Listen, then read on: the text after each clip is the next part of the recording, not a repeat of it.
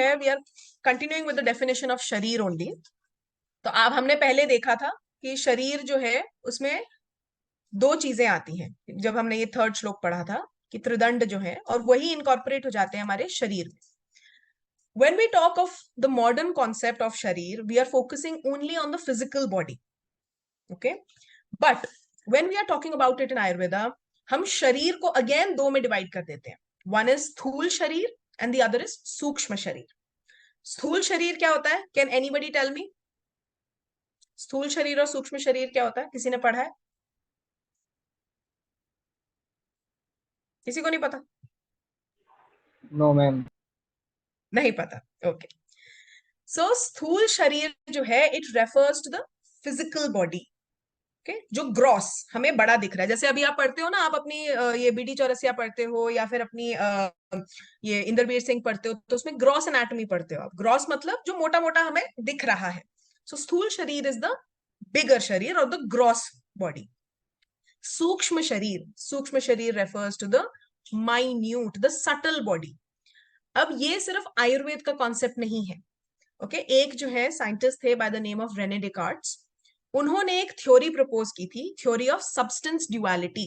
Substance duality मतलब, do you want me to type it? Substance duality. Okay, duality मतलब two, that हर substance जो है वो दो टाइप का होता है.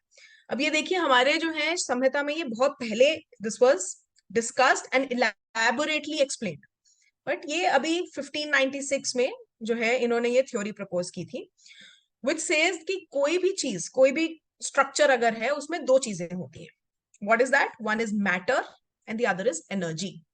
Okay, matter refers to the material body and energy refers to the immaterial body. तो आप यही देख रहे हैं, ये जो शरीर है it is made up of two things, स्थूल शरीर and सूक्ष्म शरीर. स्थूल शरीर is your matter and सूक्ष्म शरीर is your energy. ओके, और यही जो सूक्ष्म शरीर है इसके फर्दर 3 कंपोनेंट्स होते हैं जो हम आगे अपनी नेक्स्ट उसमें जो है पढ़ेंगे. ओके, सो इज शरीर क्लियर? स्थूल शरीर और सूक्ष्म शरीर क्या होता है? स्थूल शरीर is your physical body and सूक्ष्म शरीर is your subtle body. Okay, तो इसी में आई डोंट नो कि आप फर्स्ट ईयर के मिडिल में है, एंड में है या जस्ट स्टार्ट कर रहे हैं, बट ये एक चार्ट है जो आप पदार्थ विज्ञान में भी पढ़ेंगे, आप क्रिया में भी पढ़ेंगे, रचना में भी पढ़ेंगे, शायद संस्कृत में भी पढ़ेंगे. Okay, and this is a very very important chart. Okay, इसको आप रेफर कहां से करेंगे? ये उपनिषद में से है. उपनिषद में भी है आपका और ये आपके दर्शन शास्त्र में भी है. ठीक है, आपको वैशेषिक में जो है, वैशेषिक दर्शन में भी इसको आपको मिलेगा और सांख्य दर्शन में भी आपको ये मिलेगा. ओके, सृष्टि उत्पत्ति क्रम ये हमें बताता है कि हमारा जो ये पूरा संसार है ये कैसे डेवलप हुआ, ये जो बॉडी है इसके कंपोनेंट्स कैसे डेवलप हुए. Okay, so starting from the first one is avyakta, avyakt plus purush. So there are two components, one is the prakriti and then there is an atma. ये दोनों जब मिलते हैं उसके बाद there is development of mahat which is a बुद्धि तत्व. उसके बाद अहंकार. अहंकार जो है वो 3 टाइप्स का होता है, सात्विक, राजसिक एंड तामसिक. सात्विक एंड राजसिक अहंकार मिलकर जो है आपकी एकादश इंद्रिय बनाते हैं, विच आर 5 ज्ञानेंद्रियस, 5 कर्मेंद्रिय एंड 1 उभय इंद्रिय. ओके, 5 ज्ञानेंद्रियस कौन सी होती हैं? Can anyone tell me? Biology में पढ़ा होगा 12th में. Which are the 5 sense organs? Skin, tongue, throat, चक्षु, जीवा, ग्रहण, रस.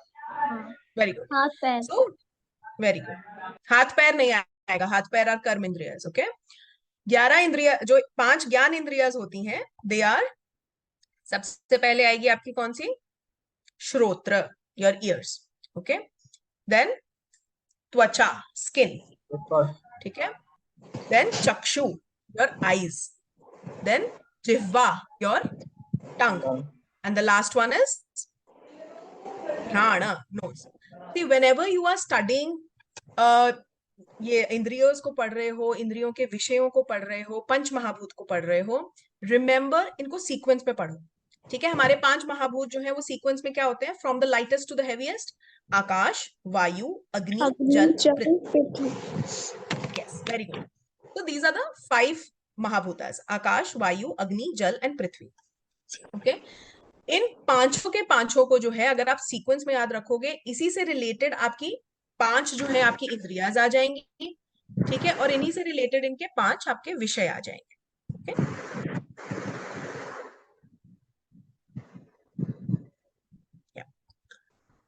सो आकाश जो है उससे रिलेटेड कौन सा उससे रिलेटेड कौन सी इंद्रिय होती है आपकी? श्रोत्र, ठीक है, योर ईयर्स। देन वायु, वायु से रिलेटेड, प्लीज किसी का माइक ऑन है, ऑफ कर लीजिए, इट्स डिस्टर्बिंग। वायु से रिलेटेड आपकी होती है स्किन, त्वचा। देन तेज, अग्नि महाभूत से रिलेटेड होती है आपकी चक्षु। देन इज जल, ठीक है, अप महाभूत इज जिह्वा, and prithvi mahabhuta is your ghrana, that is your nose. So these are the 5 ज्ञान इंद्रियस. Then 5 कर्म इंद्रियस. The 5 कर्म इंद्रियस are वाक, पाद, पाणी, पायु, उपस्थ. कर्म इंद्रियों का मतलब मोटर ऑर्गन्स, जिससे आप एक्शन करेंगे. ज्ञान इंद्रियां होती हैं जिससे आप इंफॉर्मेशन को परसीव करेंगे, ठीक है, इंफॉर्मेशन ग्रहण करेंगे, दैट इज ज्ञान इंद्रिय. जिससे आप एक्शन करेंगे, दैट इज कर्म इंद्रिय, मोटर ऑर्गन्स. तो इसमें कौन से आते हैं? Vak, vak is your speech centre, your vocal cords, बोलने का काम करें. पाद, पाद are your feet. Someone's mic is on, can you please turn it off? पाद, पाद is your feet. आप इससे चलन करेंगे, गमन करेंगे. Then वाक, पाद, पाणी, पाणी are your hands. इससे किसी भी चीज को ग्रहण करना है, मूव करना है, वो आप हाथ से करेंगे. पायु, पायु means, पायु refers to your anal region, जहां से आप डेफिकेशन करेंगे. ओके, एक्सक्रीटरी पार्ट जो है वो पायु है. And upastha, upastha is your genitourinary part, okay, जहां से आप रिप्रोड्यूस करेंगे. सो दीज आर द 5 कर्म और कर्म इंद्रियस जिससे जो है हम एक्शन करते हैं. Okay, and the last one is ubhaya indri. What is ubhaya indri? Can someone tell me? मन. उभय इंद्री, मन. Very good, yes. तो मनस जो है वो उभय इंद्रिय. उभय क्यों बोला गया है? उभय means it has both, dual action. So it is capable of perceiving information also and it is capable of doing action also. इसीलिए उसको उभय इंद्री कहा गया है. Now coming next to, sorry, राजसिक और तामसिक अहंकार जो है वो मिलके आपके बनाएंगे पंच तन्मात्रा. अब एक आचार्य ने पंच तन्मात्रा बताया है, एक आचार्य जो है उसी को जो है आपका ये आपको जो है विषय को बताते हैं कि कौन कौन से विषय होते हैं. Okay, it is the same thing. जो आपके जितने भी हमारे ये आ जाते हैं, अर्थ आ जाते हैं, शब्द, स्पर्श, रूप, रस, गंध, ठीक है. तो एक आचार्य इसको पंच तन्मात्रा बोलेंगे, एक इसको पंच अर्थ बोलेंगे. Okay, so these are the vishayas. विषय मतलब द फैक्टर जिसको एक इंद्रिया परसीव करेगी. ओके, द सूक्ष्म रूप, उसको जो है तन्मात्रा कहते हैं. महाभूत का जो सूक्ष्म रूप होता है उसको तन्मात्रा कहते हैं. So again remember the mahabhutas in an order. उसी ऑर्डर में आप इंद्रियों को याद करेंगे, उसी ऑर्डर में आप उसके विषय को या उसके अर्थ को या तन्मात्रा को समझेंगे. सो विच आर द 5 तन्मात्रास? शब्द, शब्द मतलब जो हम सुनते हैं, श्रोत्र से जो परसीव होता है, दैट इज शब्द. स्पर्श, स्किन से जो परसीव होता है, टच, ओके, दैट इज स्पर्श. रूप, विजन, जो दिखाई देता है चक्षु से, दैट इज रूप. रस, जिह्वा से जो हम टेस्ट करते हैं, दैट इज रस. एंड गंध, smell, perception of smell. So these are the 5 senses. इनको जो है पंच तन्मात्रा कहते हैं. और इन्हीं से फर्दर पंच महाभूतों की डेवलपमेंट होती है, विच आर अगेन योर, कौन कौन से हैं हमारे? आकाश, वायु, अग्नि, जल, पृथ्वी. ओके, और इन 5 महाभूतों से पूरे संसार की, सर्व जगत जो है, इसकी फॉर्मेशन होती है. So this chart is very important, not just for exam, but आगे चलकर जब हम समझते हैं कि चीजें डेवलप कैसे होती हैं, जब हम डिजीजेस को आइडेंटिफाई करते हैं, उसमें सत्व, रजस, तमस जो है उसका कैसे बैलेंस बनाना होता है, पंच महाभूत जो है वो उसकी इंपॉर्टेंस क्या है, ओके, अर्थों की इंपॉर्टेंस क्या है, इंद्रियों की इंपॉर्टेंस क्या है, वो सारा हमें समझना होता है. अब मॉडर्न में जब हम देखते हैं, our organs are limited to the physical body, but इंद्रिया जो है they are not limited to the physical body, and they are not just limited to the structure also. अब जैसे when we are saying कि चक्षु is equal to eye, no, चक्षु is not equal to eye. जब हम anatomy में पढ़ रहे हैं, हम सिर्फ आई का स्ट्रक्चर पढ़ रहे हैं, बट जब मैं चक्षु बोल रही हूँ, the structure of the I, it's pathway, कैसे वो इंफॉर्मेशन परसीव हो रही है, कैसे वो मेरे पूरे ब्रेन में प्रोसेस हो रही है, that entire physiology also comes in that. Okay.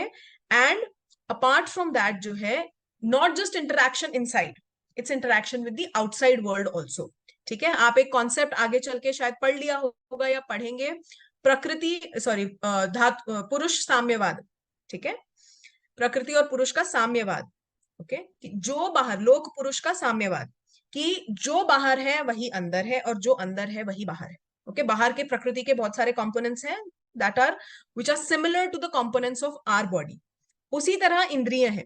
Since indriyas जो है they are related to a specific mahabhuta, they also share some interaction with that mahabhuta in the nature.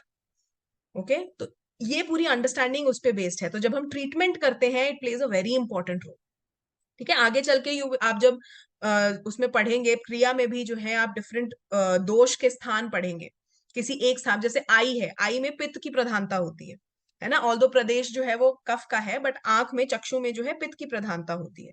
तो ऐसे करके आप पढ़ेंगे कि कौन सा कंपोनेंट जो है उसमें ज्यादा है और उसकी ट्रीटमेंट उस पर डिपेंड करेगी. So understanding the anatomy behind it is very important. Okay. So now we are moving to the next part, which is षडंग शारीर. तो इसी बॉडी को जो है, फॉर सिंपलर और मोर बेटर अंडरस्टैंडिंग, उसको जो है 6 पार्ट्स में आचार्यों ने डिवाइड किया है. And this is exactly similar, this division is exactly similar to what you read nowadays in your modern text.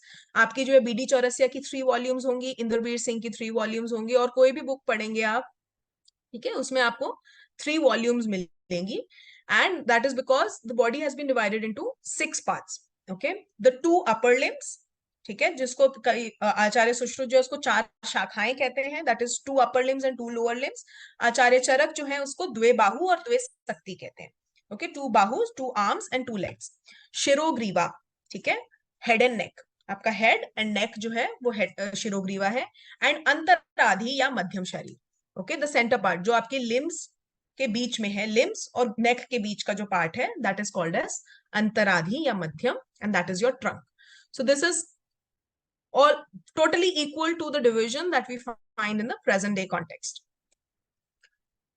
Next, a very important topic is धातु भेदेन पुरुष संघटन. I think ये आप क्रिया में भी पढ़ेंगे, but from the point of view of anatomy, it is very important to understand this, because we are not just referring to the physical body, we are also, again, I'm emphasizing, focusing a lot on the subtle body. आप में से शायद आगे चल के कुछ लोग PG करें, है ना, और बहुत लोग आपको तब एडवाइस देंगे, भाई आप क्लिनिकल सब्जेक्ट में करो पीजी, ठीक है, नॉन क्लिनिकल में मत करो. एंड दे विल से कि रचना तो बिल्कुल ही नॉन क्लिनिकल है. ऐसा हो सकता है? आपके फर्स्ट ईयर में ये सब्जेक्ट क्यों है? फर्स्ट ईयर में इसलिए है because without this understanding anything is not possible at all. अगर आपको यही नहीं पता कि बॉडी क्या है, बॉडी के कंपोनेंट्स क्या है, diagnosis and treatment though is not possible only because the starting point is this. Okay. And if you will see in the present context, अगर आपको relevant रहना है, ठीक है, आप चरक संहिता पढ़ेंगे, उसमें भी वो यही कहते हैं कि वैद्य को अपनी युक्ति अपनानी है, और जैसे जैसे लोक बदलता है, संसार बदलता है, उसके साथ अपने आप को अडेप्ट करना है. आज की डेट में अगर आप डिजीजेस देखेंगे कि बाहर लोगों में क्या डिजीजेस हैं, what are the most common diseases? Psychosomatic disorders, cancer, okay, auto immune disorders, ऐसी पता नहीं कितनी बीमारियां हैं जिसका मतलब मॉडर्न साइंस को जो है कोई आइडिया ही नहीं है. what will happen is they will give you 2 causes. उनके पास जब कॉज की लिस्ट खत्म हो जाती है, 2 चीजें रह जाती हैं उनके पास. वन इज जेनेटिक, हेरिडिटरी है ये, आपको जो अपने जीन्स में ही मिला है. The second is idiopathic. Idiopathic मतलब, does anyone know what is idiopathic? नहीं पता? Google it today, read it better, but I'm telling you, idiopathic means unknown cause. Okay, कि they don't know the cause कि ये क्यों हो रहा है. But आयुर्वेद में ऐसा नहीं होता है.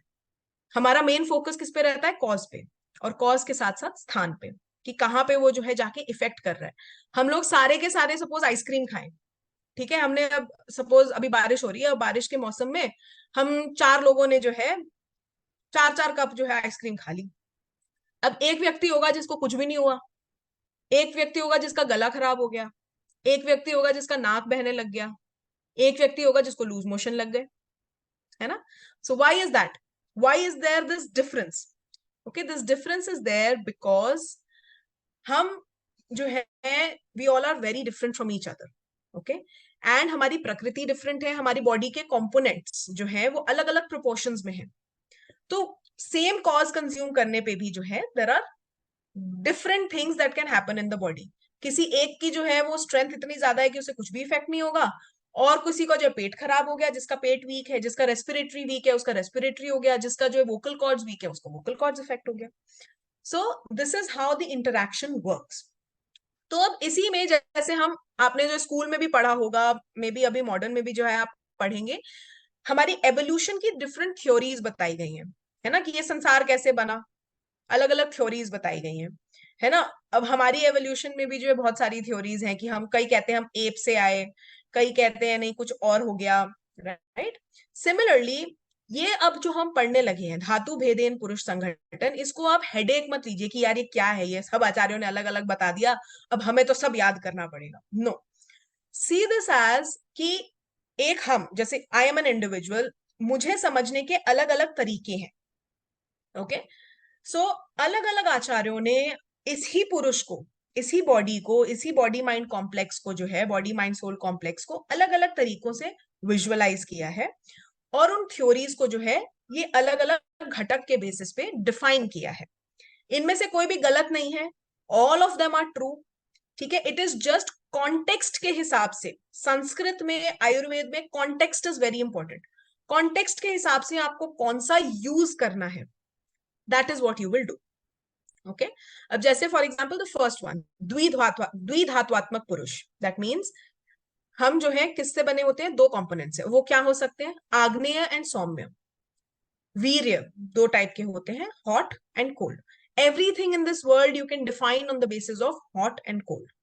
Okay, or the fire component and the jaliya component. The second is क्षेत्र and क्षेत्रज्ञ. क्षेत्र is the body, क्षेत्रज्ञ जिसको क्षेत्र का ज्ञान है, मतलब आत्मा. So क्षेत्र and क्षेत्रज्ञ. We can also say this as Shiv and Parvati. Shiv and Parvati क्या हुआ, ये भगवान के नाम नहीं है. जब हम शिव और पार्वती को जो है बोलते हैं, we are referring to the masculinity and the femininity. Okay, the agneya component and the saumya component. So this is how you can define a body. Another way of defining a sharir is, a purush is त्रिधात्वात्मक. और ये कौन से आ गए हमारे, त्रिदंड, सत्व, आत्मा और शरीर. हमने पहले भी पढ़ा था, पूरा संसार जो है इन तीनों पे डिपेंडेंट है. Sattva is your mind, atma is your soul, and sharira is your physical body.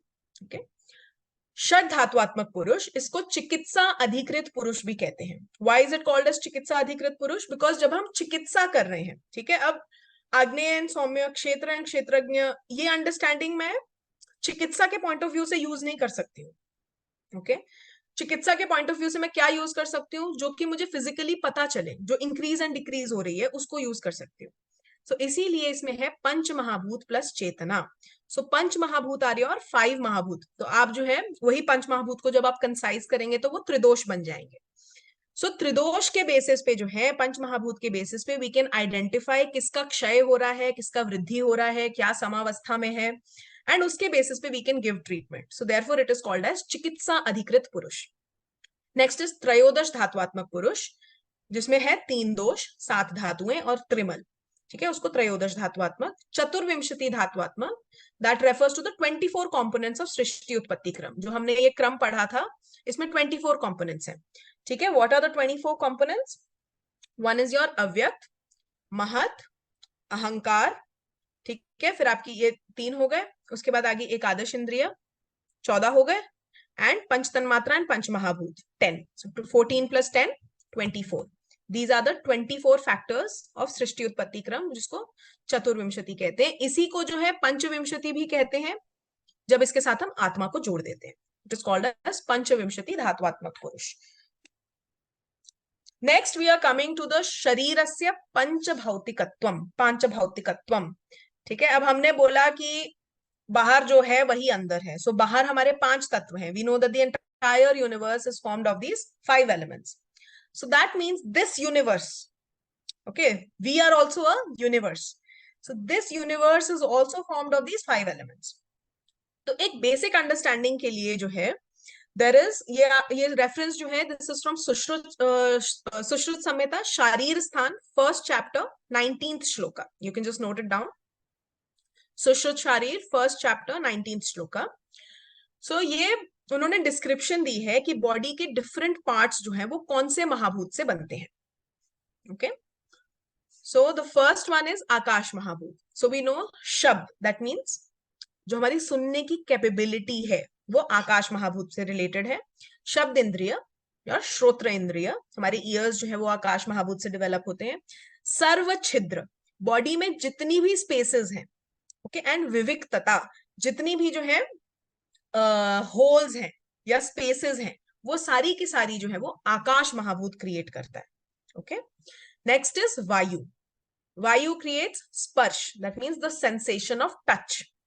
स्पर्शन indriya, that means your skin.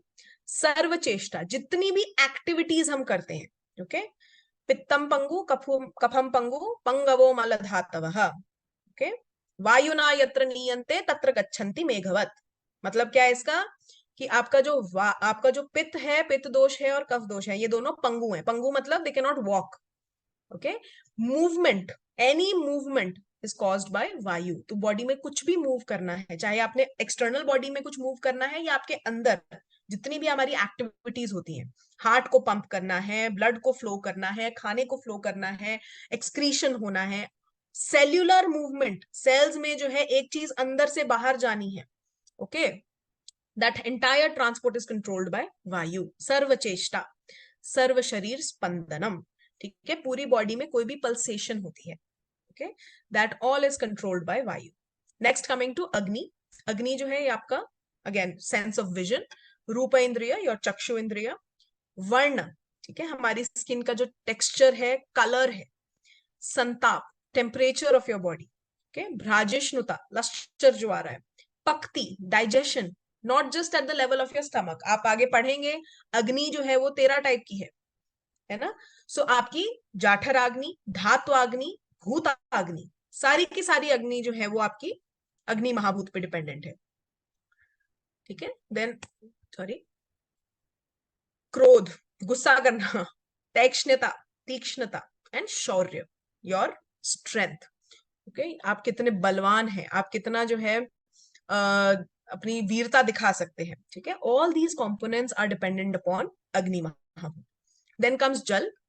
जल महाभूत जो है उसमें आपके सारे बॉडी के फ्लूइड्स आ जाते हैं. रस, रस मीन्स टेस्ट. रसन इंद्रिय इज जिह्वा. सर्वद्रव, all fluids of the body. Then heaviness in the body, coolness in the body, snigdhata, oiliness of the body, and retas. Retas refers to the shukra. All these things are formed from your jala mahabhut. And the last one is prithvi.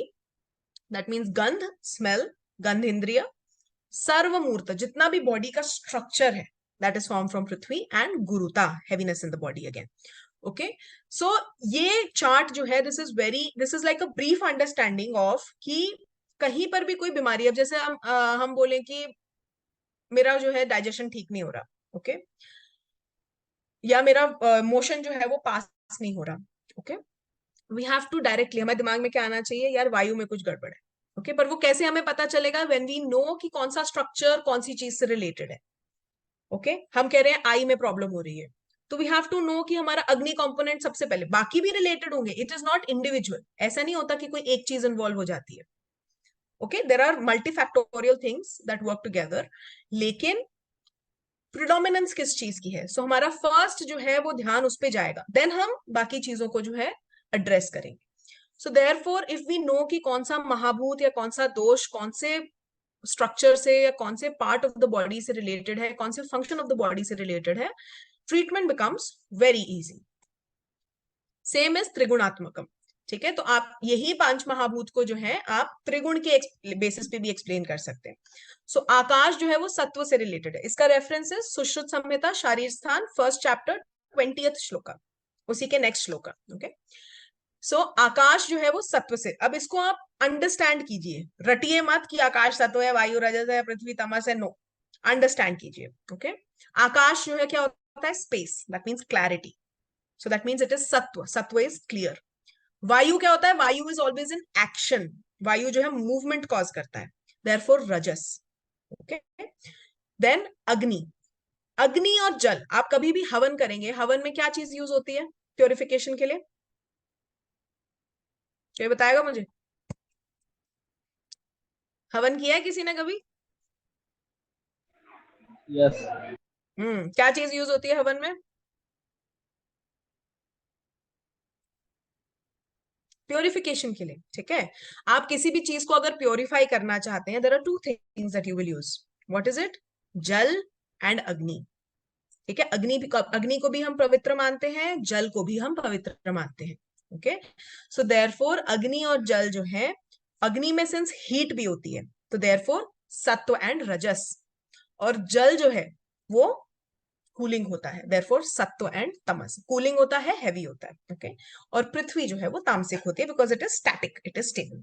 सो ये concept से आप समझेंगे, you will never forget it. Akasha जो है it is clear, so it is related to sattva. वायु में movement है, therefore रजस। अग्नि जो है it is pure, causes purity as well as there is heat in it, so sattva and रजस। जल जो है वो सत्व एंड तमस, एंड पृथ्वी जो है वो तमस का प्रिडोमिनेंस होता है। ओके, दीज, ये अभी आप थोड़ा याद करेंगे, बाद में जब हम इसको अप्लाई करते हैं, अब ये मत सोचिए कि अभी अप्लाई हो जाएगा। Okay, once you will go to your second year, come to your third year, come to your fourth year, जब आप जो है पेशेंट देखने लगेंगे, जब आप जो है ट्रीटमेंट समझने लगेंगे, कॉजेस समझने लगेंगे, यू विल अंडरस्टैंड कि आप बाकी लोगों से बहुत अलग हैं। क्यों? बिकॉज अगर ये कॉन्सेप्ट क्लियर है ना आपके दिमाग में, your, it will show in your diagnosis, it will show in your treatment. Okay, so यही हम पहले जो है, अभी से पहले हमने जो भी डिस्क्रिप्शन किया, we were talking about the sthool sharir. Okay, so we studied that there are two types of sharir, sthool शरीर एंड सूक्ष्म शरीर। ओके, षडंग शरीर is related to the sthool शरीर। धातु भेदेन जो है दोनों से रिलेटेड है, बट मेजरली हम इसमें जो है स्थूल शरीर पढ़ रहे थे। पांच भौतिकत्वम भी हम स्थूल में पढ़ रहे थे, त्रिगुणात्मकम भी हम इसी में पढ़ रहे थे। नाउ कम्स सूक्ष्म शरीर। सूक्ष्म शरीर को आतिवाहिक पुरुष भी कहते हैं। आतिवाहिक मतलब दैट मूव्स।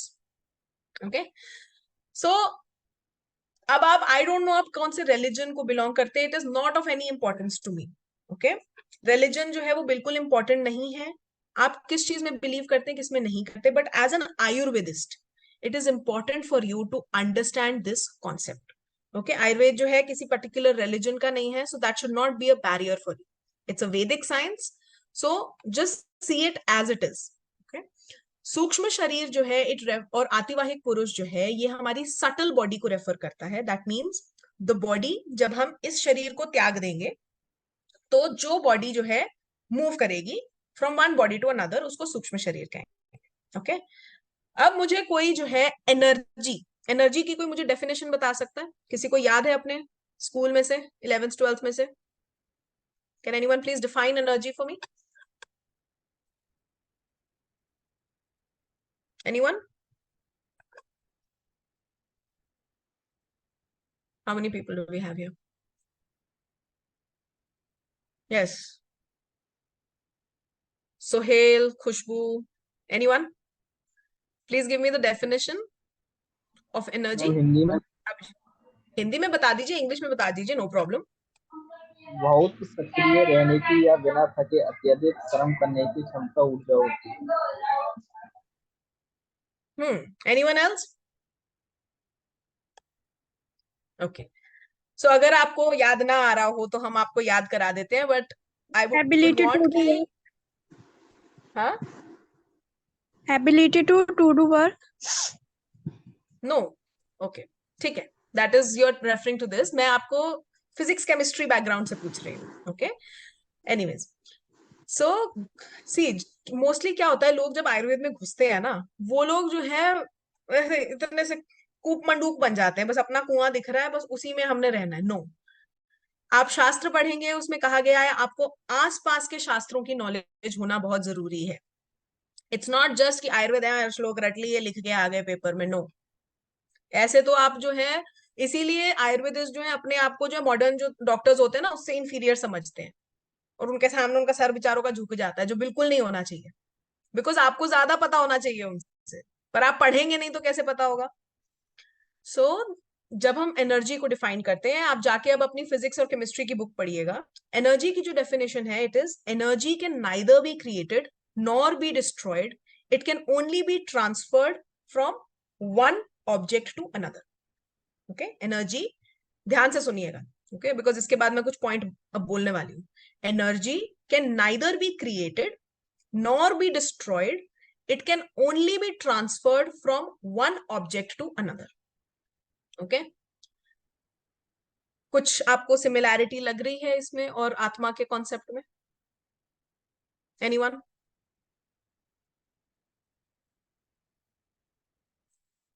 नहीं लग रही तो मैं बताती हूँ. आप जब चरक संहिता में फर्स्ट सूत्र स्थान में फर्स्ट चैप्टर में जो है आत्मा की डेफिनेशन देखेंगे, या कहीं पर भी आत्मा की डेफिनेशन देखेंगे, 3 चीजें उसमें जो है बहुत कॉमन आती हैं. अनादि, मतलब उसकी कोई बिगिनिंग नहीं है, that means it cannot be created. Ananta, it cannot be destroyed. Okay, and nitya, it is always present, and it moves from one body to another. Okay, so this definition of energy is the same to the definition of atma. अब होता क्या है, हम सोचते हैं आत्मा जो है वो ऐसे कोई व्हाइट कपड़े में कोई भूत आएगा वो होती है आत्मा. ओके, ऐसा नहीं है. आत्मा जो है, it is a very subtle and an important thing to understand, important concept to understand. And don't see it as something कि भाई ये तुम्हारी अंडरस्टैंडिंग के बाहर है, बिल्कुल भी नहीं है.